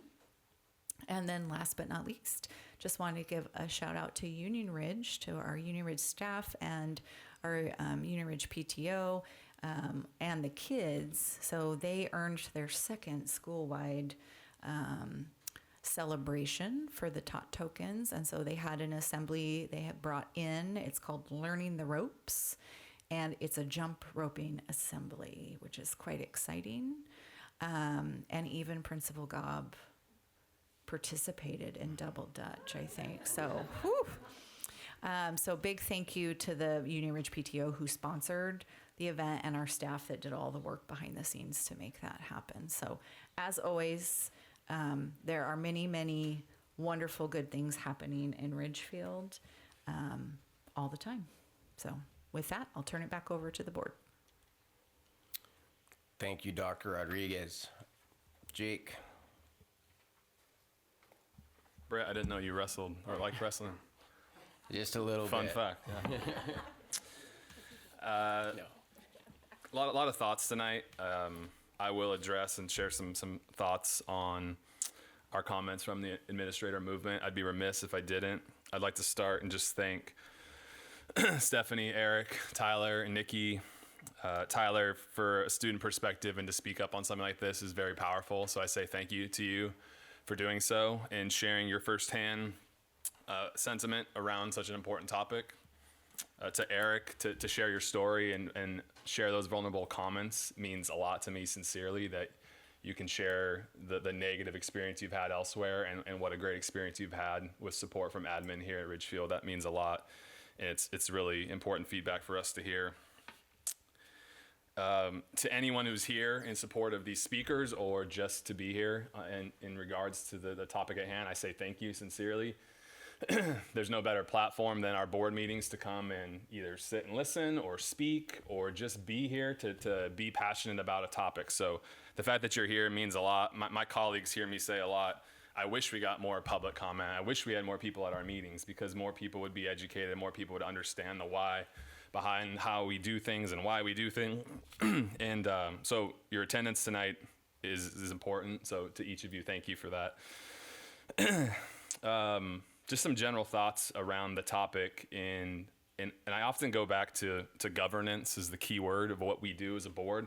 And I don't share that to take the responsibility of this topic off of our backs and put it on our central services team, but there's one and only one employee that us as the board evaluates, hires, and oversees, and that's Dr. Rodriguez, and that's on purpose, and that's for a reason. Since I've been on the board in my short 2+ years, I've watched 3 administrators move from either one building to another or from one building to central services, 3 prior to this example that we're talking about this week. And to me, that tells me that there's an industry standard nature to this. As our district grows, as we develop a strategic plan, our needs change, the needs of our students change. Putting talent where it best belongs is something that we have to keep in mind and consider. I don't see moving administrators from one building to another as a punishment, and I hope each of you in the room would maybe just take a second to look at it that way. I think it's our district leadership's job to put people where they should best flourish and leverage their talents. Secondly, on top of that, I'll just say that when you're talking about personnel matters, it's such a sensitive nature. It's highly sensitive, and I would ask people to keep in mind that not every detail and why is for public consumption, and that's to protect people's best interests, and I think that's super important. Now, when someone shares a few comments alluded to the why behind the strategy, and I see space for that. I could see us as a board addressing what that might look like and giving directive to maybe better clarify the strategy. So I really do resonate with that. And I'll conclude throughout the comments, a theme of the feedback is the applauding of our administrators. And that is super powerful. And I would just say, with those high regards and high comments and thoughts for our administrators here in this district, I would challenge us all to think about the impact and the power and what they can do with their skill set in other buildings and with other students. I think myself and the rest of the board would all welcome feedback. I don't get phone calls. I don't get enough emails. If you want to talk about this one-on-one with a board member, I'm raising my hand right now. You know how to reach me. I'm happy to set up a phone call. Tomorrow is a very convenient opportunity. I'm bringing back my community exchange with City Councilor Ryan Davis. We'll be at Little Conejo, formerly Bunny's, just down the street from 4 to 5. It's just a round table, chance to have conversation. So feel free to come to that if you'd like. If that's not your jam, feel free to send me an email. Happy to pick up the phone, have a conversation. And I think that's all I have. So thank you to everyone for being here tonight. Thank you, Jake. Donna. I too would like to thank everyone for coming. It's great to see a meeting well attended, and so many people are so passionate about our school district. It's nice to see the involvement. I echo much of what Jake said tonight. I don't want to take up any more time. Congratulations to our athletes. It's great what our kids are doing. So, and to Todd and Stephanie, thank you. Paula, I always enjoy your presentations. I don't always like the numbers, but we need to know. So, thank you. Thanks, Donna. Amanda. Jake said that so eloquently. Thank you all for being here, and for those of you brave enough to do public comment. I know that takes a lot of, gumption, and I appreciate it. Kind of goes along with that, but thank you to all of those of you who are here and aren't here that came to the community chat last week. It was really lovely to meet all of you and to hear your concerns in that kind of less formal way. And I told you then that I really truly appreciate that you showed up and were able to feel safe and felt like you could trust me with your thoughts, me and Brett. And Brett showed up in place of Donna that night, and it was just a really nice format to hear everybody's thoughts and concerns, and I hope you felt heard. Jenny took most of my other stuff that I wanted to talk about with the Youth Arts Month coming up, and congrats to all of our state people. We have Knowledgeable, I think, off to another competition this week, and our honor band is off to another competition this week. And let's see, the Color Run is next weekend, which kind of is another big celebration to kick off the Ridgefield Youth Arts Month, and I hope to see you all there, coated in that lovely chalk. Wear a mask, I've heard it helps, and goggles, because they throw it right at you. Let's see, what else? The Missoula Children's Theater, I just want to hype that up a little bit more, because if you haven't been to the show, it's just lovely, and it's a traveling theater that goes all around the country, and then they go to each school that they attend for that 1 week, and then they have a set program that they bring in. I go every year, and couldn't get my kids to participate this year, sadly, but it's always amazing. I also wanted to thank the community ed, all the coaches and volunteers who helped out with specifically the basketball program, but they do so much for our kids, and it's all volunteer. So I really appreciate all their hard work. And then also, I wanted to just thank Kevin Ainsworth again for the follow-up Q&A that he did that was presented by the foundation on the Anxious Generation book topic. We kind of had a small meet and greet Q&A afterwards, and he's just a great resource, and I'm super excited that the foundation was able to kind of like tap into that and start providing things for our community. It was wonderful.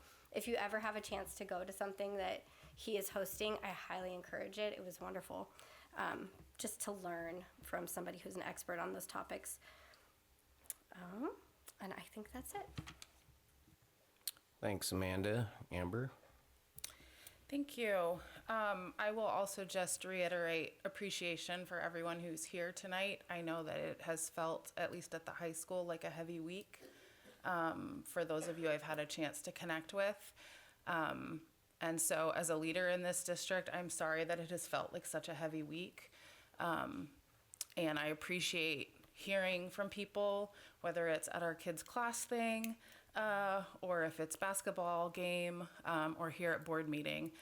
This is not my favorite forum for getting feedback personally, because I would rather have a conversation and dialogue, and this feels really challenging sometimes, especially when there's a lot of feeling involved, to hear from you and then wait 40 minutes and then say some things and then we maybe talk later. So like my other colleagues have said, Brett and I will be at Three Peaks on Thursday. I think many of you know that.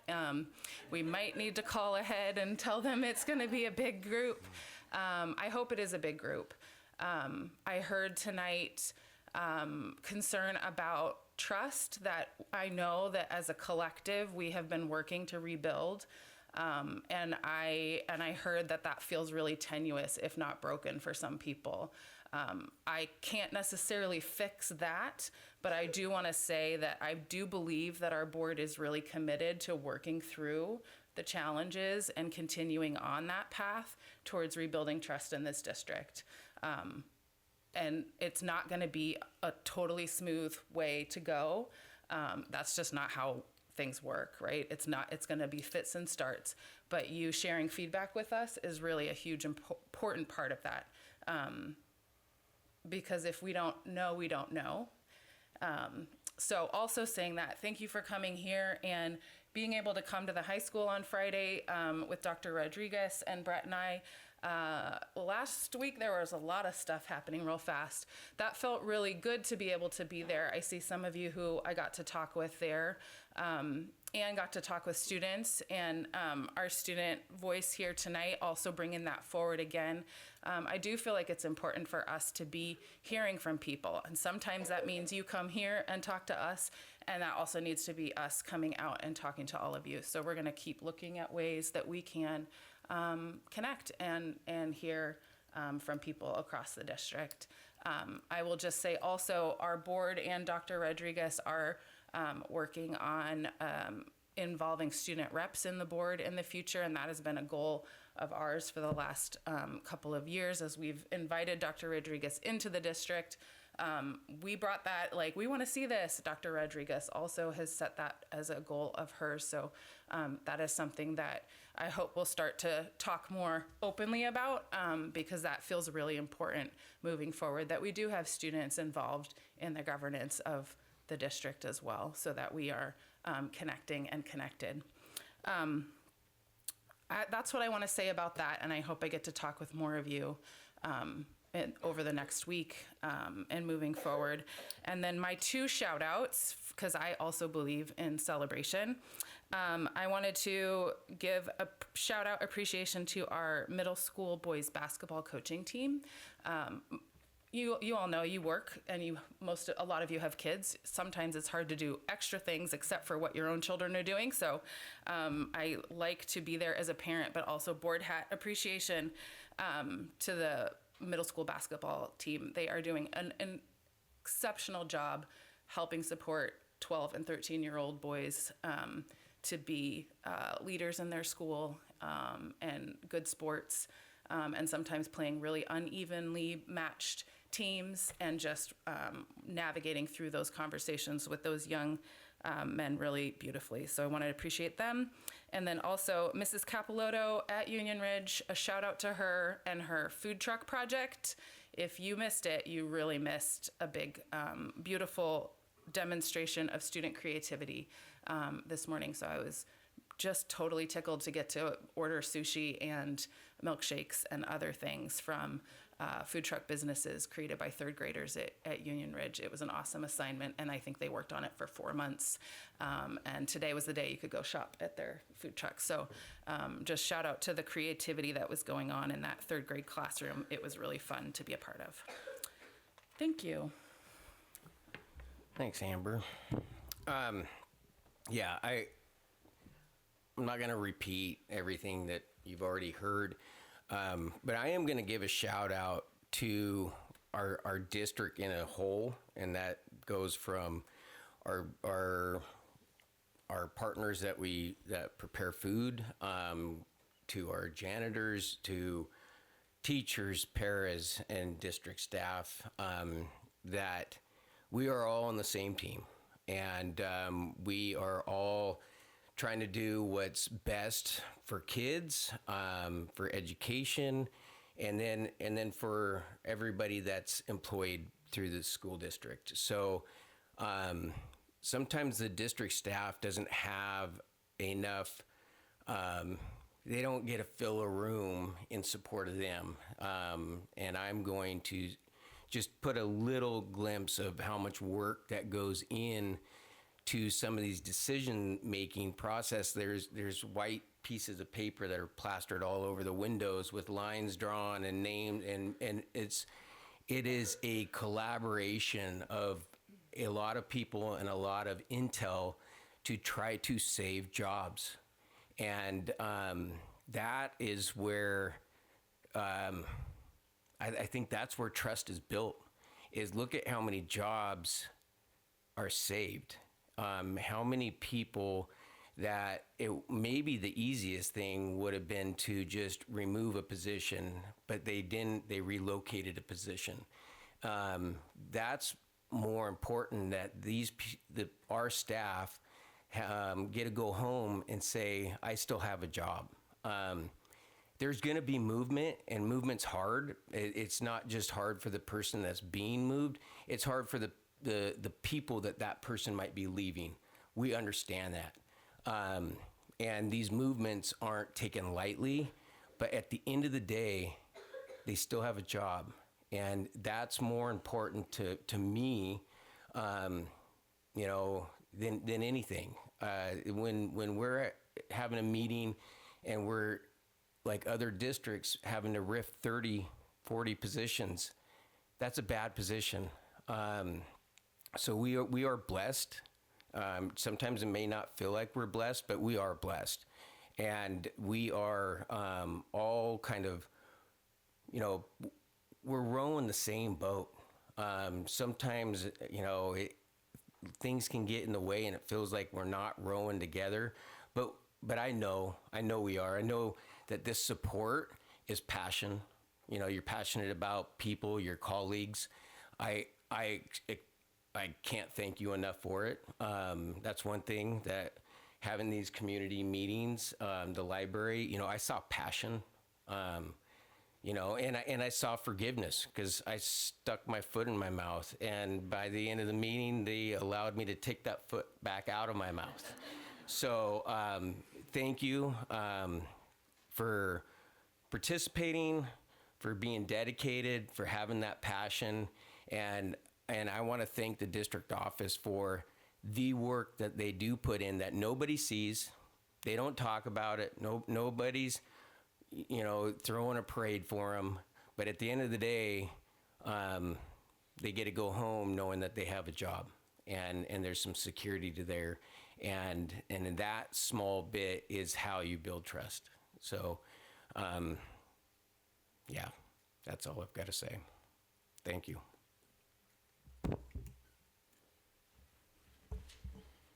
Okay, so that's going to take us to old business this evening.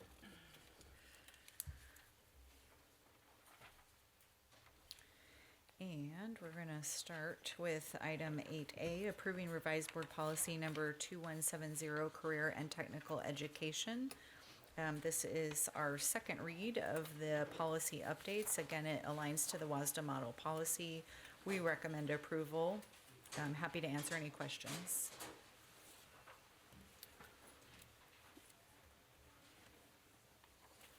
Can I get a motion? Sorry, I was finding my place. I do move that we approve revised board policy number 2170, career and technical education as written. I second. All in favor, say, sorry. Any discussion? All in favor, say aye. Aye. Opposed, same call. Motion carries.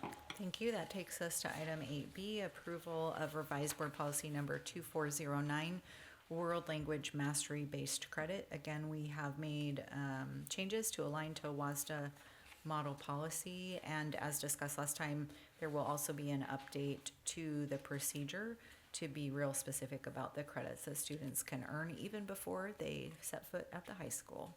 We recommend approval. Happy to answer questions. I move that we approve revised board policy number 2409, world language mastery-based credit as presented. I second. Any discussion? I just had a question about that. What does that look like at the middle school compared to the high school? Do you know what that will look like?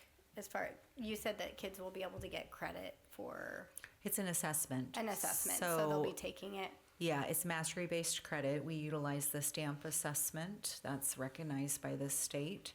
That is the first piece of getting the designation on their transcript for dual language recognition. So they can take that exam beginning in spring of 8th grade year. It's available in many, many languages. So we will be scaling up the offering of that at the middle level this spring. With the goal of having more students arrive as 9th graders with credits under their belt. And I recall a program called Seal of Biliteracy, and how is that similar? Is it That is what we're talking about. That is the same thing? Yes. Okay. So to get the Seal of Biliteracy on their transcript, they pass that STAMP assessment, and in addition, they have to meet the graduation requirement for proficiency in English language arts. But the credits can be earned simply through the STAMP assessment. Great, thanks. All in favor, say aye. Aye. Aye. Opposed, same call. Motion carries. Thank you. That takes us to item 8C, approval of revised board policy number 2413, equivalency credit opportunities. Again, this speaks to courses that students can take that will also provide credit in often core content areas such as mathematics and English language arts. The changes align to the changes in the WASDA model policy, and as part of this revision, we also will be posting our equivalencies as a form appended to the procedure, so that will also be going up shortly as well. We recommend approval of the updated policy. Again, happy to answer any questions. I move that we approve the revised board policy number 2413, equivalency credit opportunities as presented. I second. Any discussion? All in favor, say aye. Aye. Opposed, same call. Thank you. That takes us to item 8D, approval of revised board policy number 3520, student fees, fines, or charges. Changes in this, again, align to WASDA model policy. There has been a change in state requirements around withholding of diplomas. So there's been a change there, and we want to make sure that we have this updated in advance of this year's graduation ceremony. We recommend approval of the changes. I move that we approve revised board policy number 3520, student fees, fines, or charges as presented. I second. Any discussion? All in favor, say aye. Aye. Opposed, same call. Motion carries. Thank you. That takes us to our last item of old business, which is item 8E, approve revised board policy number 5000, recruitment, selection, and evaluation of staff. This is just part of our continued review to get all of our policies and procedures up to date. So some minor revisions here to align to WASDA's model policy. Again, we recommend approval. I move that we approve revised board policy number 5000, recruitment, selection, and evaluation of staff as presented. I second. Any discussion? All, oh, I thought you were going. Nope. Okay. All in favor, say aye. Aye. Opposed, same call. Motion carries. Thank you. That brings us to new business. Item 9A, here, first read of revised board policy number 2108, learning assistance program. This is part of our continued review, and in this case, removal of COVID era language. We hope we never need that language again. So the proposed changes align to the changes in the WASDA model policy. You have the strike through version, and you can see that the only change is the removal of the COVID and an updating of the legal references. We will bring this back to you at the next board meeting for approval. Happy to answer any questions. Hearing none, I'm going on to item 9B here, first read of revised board policy number 5011, sexual harassment of district staff prohibited. This is the one I feel like I'm on a carnival ride. So Title IX changes. There were changes in the state. We changed all of our policies and procedures as directed. Then there were changes at the federal level. So we made changes again. And so here we are, I think for the third time, updating this policy in the last 12 months or so. So this is directed by state and federal law. And we just continue to put things in and then take them out as the state and federal government tell us to. We will bring this back to you for approval at the next board meeting. Dr. Rodriguez, I did have a question here. I am hearing that this is a requirement for us to adopt this, but it also refers to a number of different policies, which I did not have a chance to look at all of the ones they refer to. But it appears that some of these are saying this is no longer part of this policy. It'll now be part of another policy. Some of it around the discrimination stuff. Is that true that we have those other ones in place also? Sorry, let me find the exact reference that I'm talking about. Yes, and so there was language in this policy that were updated based on state law. So there's some references around like the non-discrimination policy, the gender inclusive schools. Those are things that are mandated by the state of Washington. Title IX is a federal statute, so this particular policy needs to comply with that law. So the cross references are being removed because it now won't align to the state law. It will align to the federal requirement. Okay, so this piece around the policy 3205, we have that in place. Sorry, second to last page of the policy. Thank you. I was looking at the legal Under staff references. responsibilities is just one example of that. I think I saw another one as I was reviewing.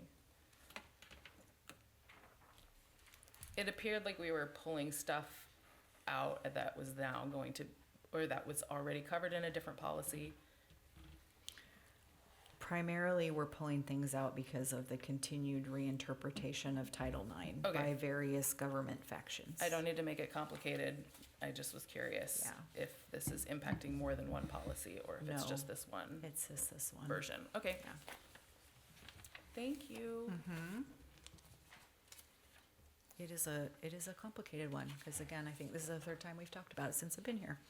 Item 9C, hearing first read of revised board policy number 6220, bid or request for proposal requirements. Again, just some updates based on model policy and also changes at the federal level. So the threshold for bids has increased, the point at which we have to go out for bids. So again, you have the red line track through changes, and you'll see there's some reference to instead of purchases of 10,000 or less do not require quotes, it's now purchases of 15,000 or less that do not require quotes.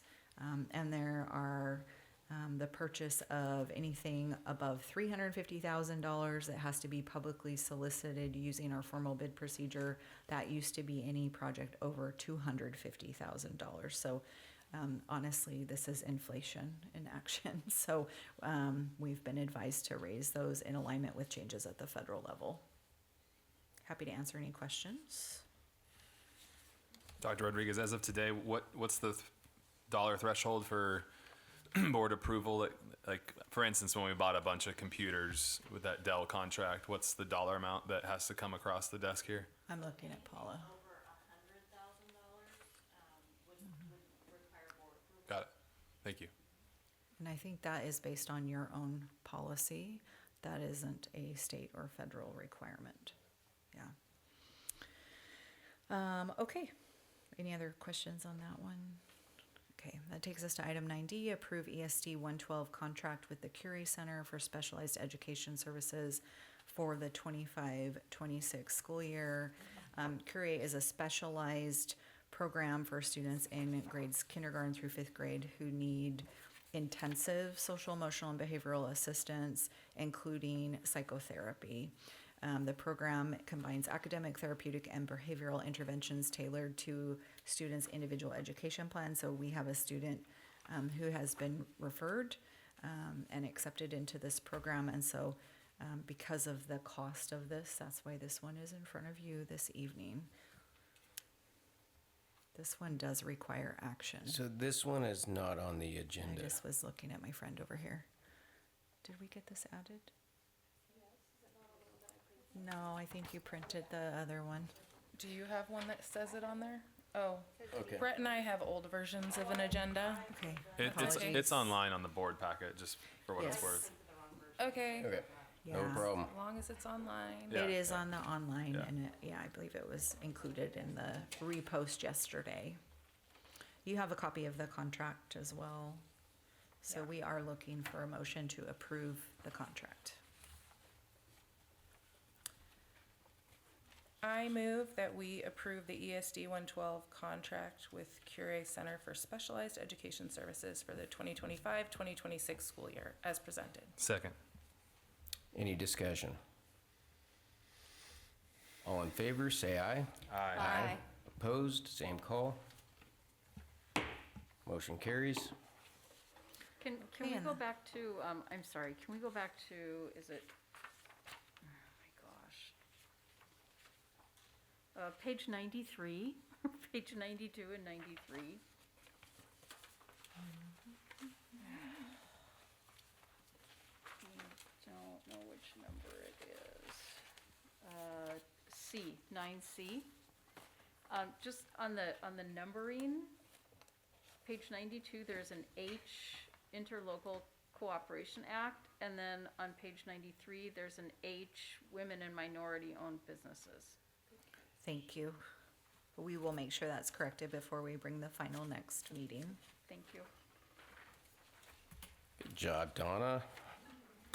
Is our I was a detail. proofreader in a past life. Yeah, I And quality believe it. control at a print shop, so there we go. Okay. I believe we do have a need for executive session this evening under evaluating or reviewing performance of employees under RCW 42.30.1101G. The request, I believe, is to move to executive session for 45 minutes? 45. Okay, I was going to say 60 because y'all always come back out Well, here. we'll start with 45. Okay, so for 45 minutes until 7:50 to give everyone a quick break. No break, yep. I move that we go into executive session for the stated purpose for 45 minutes until 7:50 p.m. Second. All in favor, say aye. Aye. Opposed, same call. Motion carries.